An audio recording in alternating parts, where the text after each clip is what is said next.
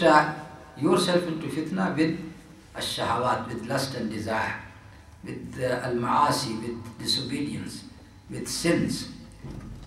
That is again a person who is putting himself to fitna. He is saying labbaik to fitna. Whenever any fitna or anything bad is there, he was the first one to say labbaik to it. وَلَكِنَّكُمْ فَتَنْتُمْ أَنفُسَكُمْ. Some people, they say, all right, why don't you pray? You don't pray, you don't fast. Then you drink liquor as well. Then you go for gambling as well. So he said that as long as I am going to Jahannam, so why not I do all these things? Why should I go to Jahannam without doing anything?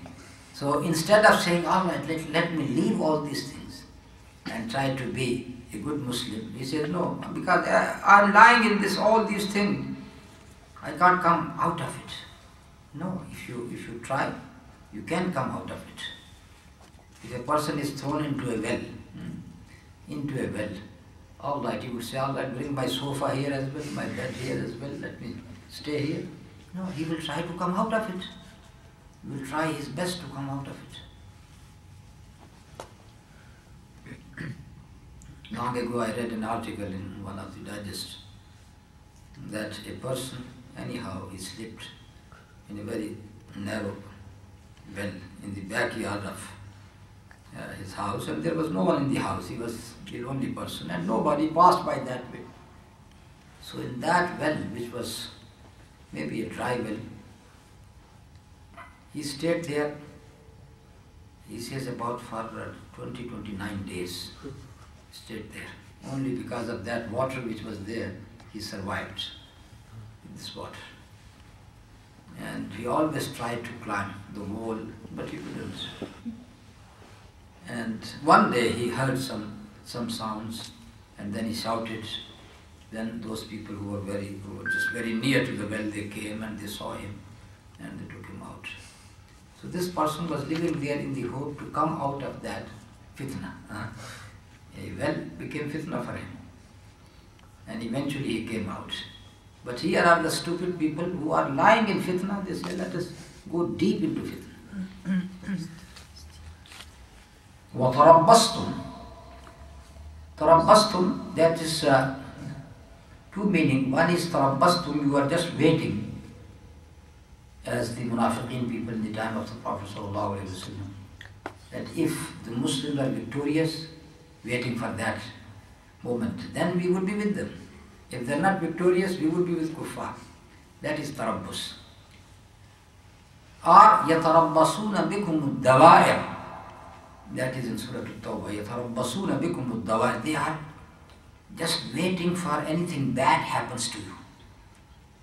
So this tarabbus is just to think or just to wait that something bad, let something bad happen to these people. We are waiting for that moment. This is what we have done. وَتَرَبَّسْتُمْ.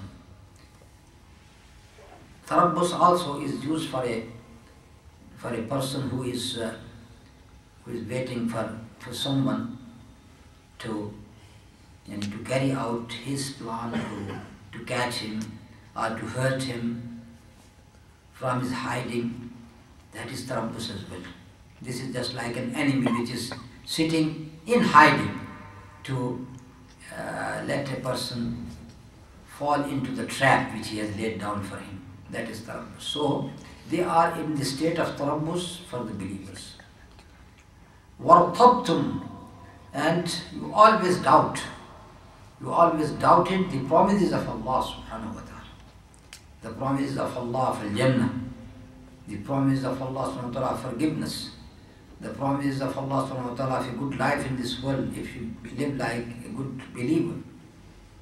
You have doubted all these promises. And then وَغَرَّتْكُمُ الْأَمَانِي. Amani, which is the plural of umniya, which means wishes. And here means the false wishes. False wishes always deceived you. A person is saying, all right, I am still young. When I will become old, then inshallah I will be very good. I will be very good, very, very regular at my prayer. I will go for Hajj as well, I will do this and that. False hopes, Allah subhanahu wa ta'ala is very merciful, very kind. So, what is the benefit of Allah subhanahu wa ta'ala to punish a person like me? Is there any benefit? Allah subhanahu wa ta'ala is so generous, so kind, so merciful. So if I do all these nonsense, nothing wrong with me. وَغَرَّتْكُمُ الْأَمَانِيُّ. This type of false hopes have deceived you. Some people think that, let us do what we want to do. Then our Shaykh is going to take us and liberate us from the pitch of hellfire. This is what they think, that he is there to save us. He will become our wasila. They don't know that their Shaykh would be with them in the same, because the person you think that he is your peer, your Shaykh, he is worse than you. So how is he going to liberate you? وَغَرَّتْكُمُ الْأَمَانِي. These are the false hopes in which you are falling. Now we have discovered new types of false hopes of liberal Muslims, liberal, modernized Muslims. They want to modernize everything.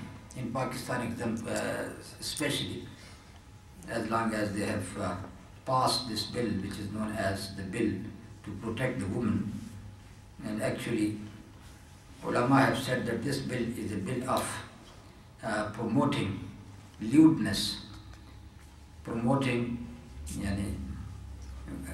vices in the society, because it gives a free license to people to fornicate, because they have made it very difficult for any fornicator to be brought to justice, especially the woman.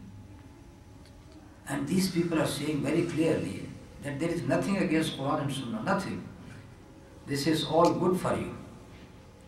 And the supporter of this bill, all of them, they are now shouting and saying that this is what we need, and that is the moderate Islam. All right, what do you think in the hereafter? These are the false hopes that with this moderation in Islam, still we will get through into Al-Jannah. On the other hand, those people who are strict in the implementation of the hudud of Allah subhanahu wa ta'ala, to them, they are extremists. And we have to liberate ourselves from that extremism. This is their viewpoint. And we say, وَغَرَّتْكُمُ الْأَمَانِي. These are your false hopes which are deceiving you. حَتَّى جَاءَ أَمْرُ اللَّهِ. Until the commands of Allah means your death warrant will come. وَغَرَّكُمْ بِاللَّهِ الْغَرُورِ. Satan has deceived you in the matter of Allah subhanahu wa ta'ala, because Satan is going to beautify to them all these things. Whatever you are doing, that is good. So they don't think that they are doing something bad. They think that whatever they have done, that is good. Why? Because Satan made them believe that. When they reach Allah on the Day of Judgment, then what is going to happen? فَالْيَوْمَ لَا يُؤْخَذُ مِنْكُمْ فِدْيَةٌ وَلَا مِنَ الَّذِينَ كَفَرُوا. Today, no ransom is going to be taken from you, you hypocrites. وَلَا مِنَ الَّذِينَ كَفَرُوا. And also, not from kuffar people. At that day, when you will see the hellfire, you will try to ransom yourself. Allah, take all what we got, all our bank balance in Citibank and Popular's Bank. Take all of it and just free us from the hellfire. No fidya, no ransom is going to be taken from you and from the kuffar people. Ma'wakumun nar. Your place is, your shelter is fire. Ya mawlakum. That is your Mawla. Mawla is the protector. So this is going to protect you, hellfire. Uwais al-Masir. It is a very bad end. After that comes an address to the believers. أَلَمْ يَعْنِ لِلَّذِينَ آمَنُوا أَن تَخْشَعَ قُلُوبُهُمْ لِذِكْرِ اللَّهِ وَمَا نَزَلَ مِنَ الْحَقِّ. Is it not time for the believers that their heart becomes fearful to the remembrance of Allah and whatever has been revealed out of haqq? ولا يكونوا كالذين أوتوا الكتاب